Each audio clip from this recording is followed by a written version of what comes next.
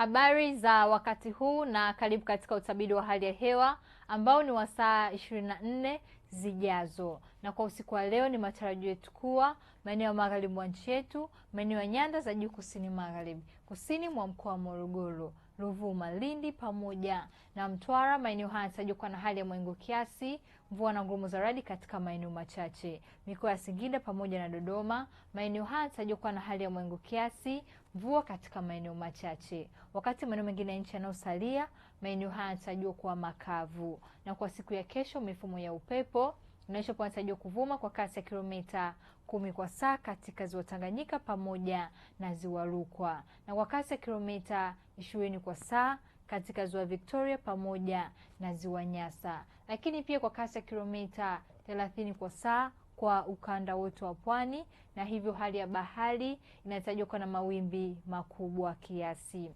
Na kwa siku ya kesho ni matarajio yetu kuwa maeneo ya magharibi mwa nchi yetu, maeneo ya nyanda za juu kusini magharibi, maeneo ya kati mwa nchi yetu, mikoa ya Morogoro, Ruvuma, Lindi pamoja na Mtwara, maeneo haya yanatarajiwa kuwa na hali ya mawingu kiasi, mvua na ngurumo za radi katika maeneo machache pamoja na vipindi vya jua. Mikoa ya Arusha, Kilimanjaro pamoja na Manyara, maeneo haya yanatarajiwa kuwa na hali ya mawingu kiasi, mvua nyepesi katika maeneo machache pamoja na vipindi vya jua. Wakati maeneo mengine ya nchi yanayosalia, maeneo haya yanatarajiwa kuwa na hali ya mawingu kiasi pamoja na vipindi vya jua.